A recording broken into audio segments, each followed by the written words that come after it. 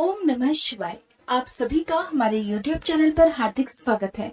आज रसपान कीजिए सावन मास मातम के दूसरे अध्याय का। भोलेनाथ का सबसे प्रिय महीना सावन चल रहा है और इस सावन के महीने में कहा जाता है कि जो जितनी ज्यादा पूजा करता है, जो जितनी ज्यादा श्रद्धा भगवान शिव में रखता है, तो भगवान शिव उनकी जरूर सुन लेते हैं। सावन के महीने में भगवान भोलेनाथ को कांवड़ भी चढ़ाई जाती है।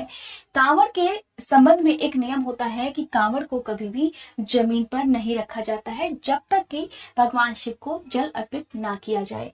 जो भी लोग कांवड़ लेकर आते हैं वो जल चढ़ाने के बाद ही कांवड़ को जमीन पर रख सकते हैं। लेकिन दोस्तों, इस बार बहुत सारी परेशानियां ऐसी हैं जिनकी वजह से कांवड़ यात्रा संभव नहीं है। तो ऐसे में आप भगवान भोलेनाथ को हर दिन मना सकते हैं। आप गंगा जल भगवान शिव को हर रोज अर्पित कर सकते हैं। नहीं तो आप सोमवार के दिन और खासकर मासिक शिवरात्रि वाले दिन और जो प्रदोष व्रत सावन के महीने में पड़ने वाले हैं, उन प्रदोष व्रतों में भोलेनाथ की विधिवत पूजा जरूर कर ले। आपको भोलेनाथ का आशीर्वाद जरूर प्राप्त होगा। अब बात करते हैं दोस्तों कांवड़ की। आपने कांवड़ लाते हुए देखा है लोगों को, भोलेनाथ को जल भी चढ़ाते हुए देखा है, लेकिन क्या कभी आपने सोचा है कि आखिरकार कांवड़ लाने की ये परंपरा कब से शुरू हुई? वो पहला कांवड़िया कौन सा था जिसने सबसे पहले भगवान शिव का अभिषेक कर उनकी कृपा प्राप्त करी थी, और तब से कांवड़ लाने की ये परंपरा चल पड़ी। आज की कथा जुड़ी है कांवड़ यात्रा से, तो आइए रसपान करते हैं आज की कथा का। पौराणिक कथा के अनुसार एक बार राजा सहस्त्रबाहु ऋषि जमदाग्नि के यहाँ पधारे और ऋषि जमदाग्नि ने उनका बहुत अच्छी तरह से आदर सम्मान किया। उनकी सेवा में किसी भी तरह की कोई भी कमी नहीं होने दी। सहस्त्रबाहु ऋषि के आदर सम्मान से बहुत ही प्रसन्न हुआ, लेकिन एक बात उनकी समझ में बिल्कुल नहीं आ रही थी कि आखिरकार एक साधारण और सरल जीवन जीने वाले ऋषि आखिरकार उसकी इतनी आवभगत कैसे कर पा रहे हैं। राजा के साथ साथ उसकी सेना के लिए इतने सारे खाने का प्रबंध वो कैसे जुटा पाए। इस बात ने राजा को बड़ा बेचैन रखा। आखिरकार राजा ने अपने सैनिकों से इस बात का पता लगाने के लिए कहा, और तब कुछ ही देर में राजा को अपने सैनिकों से पता लगा कि ऋषि जमदाग्नि के पास कामधेनु नाम की एक दिव्य गाय है, जिससे जो कुछ भी मांगो वो सब कुछ मिल जाता है। अब जब राजा को ये बात पता चली कि इसी कामधेनु गाय के कारण ऋषि जमदाग्नि सारे संसाधन जुटाने में कामयाब हो जाते हैं, तो उस राजा के मन में एक लालच पैदा हो गया। वो लालच था उस कामधेनु गाय को हासिल करने का। राजा ने मन में सोचा, ऋषि तो बिल्कुल सादा जीवन बिताते हैं और इस कामधेनु गाय का उनके पास रहने का कोई भी औचित्य नहीं है। इस गाय को तो मेरे पास होना चाहिए। और इस प्रकार राजा के मन में बहुत ज्यादा लालच उस गाय को हासिल करने के लिए पैदा हो गया। तब ऋषि से कामधेनु गाय राजा ने मांगने का प्रयास किया। राजा ने ऋषि से निवेदन किया कि वे उसे कामधेनु गाय दे दें, लेकिन ऋषि जमदग्नि ने कामधेनु गाय को देने से बिल्कुल मना कर दिया। और ऋषि जमदाग्नि के इनकार पर राजा को बहुत ज्यादा गुस्सा आया और फिर उसने कामधेनु गाय को प्राप्त करने के लिए उसी समय ऋषि जमदग्नि की हत्या कर दी। और इस तरह राजा कामधेनु गाय को अपने महल में लेकर आ गया। भगवान परशुराम को ऋषि जमदग्नि का पुत्र माना जाता है। जब ऋषि जमदग्नि की हत्या की खबर उन्हें पता चली, साथ ही जब उन्हें इस बात का भी पता चला कि वो राजा कामधेनु गाय को भी अपने साथ ले गया है, ऐसा समाचार पाकर भगवान परशुराम का क्रोध 7वें आसमान पर जा पहुंचा। उनके क्रोध का तो सभी को पता है। वे क्रोधित होकर राजा सहस्त्रबाहु के महल में पहुंच गए और फिर उन्होंने अत्यंत क्रोध में राजा सहस्त्रबाहु की सभी भुजाओं को काटकर उसकी हत्या कर डाली।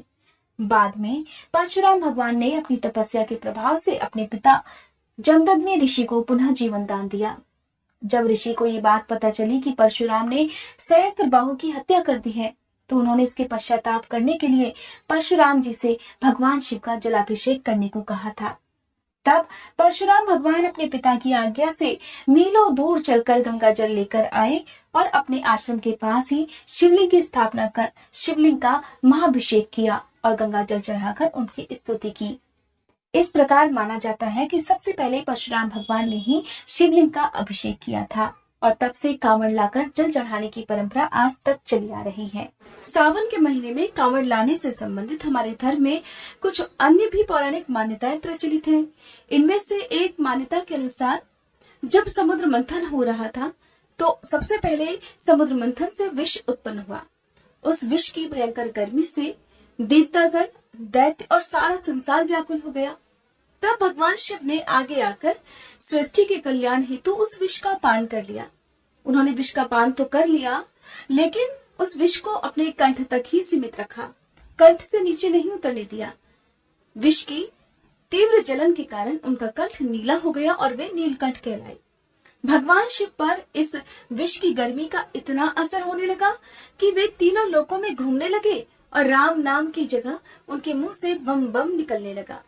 तब देवताओं ने विष की गर्मी को शांत करने के लिए शिव जी के मस्तक पर बहुत सारा जल चढ़ाया।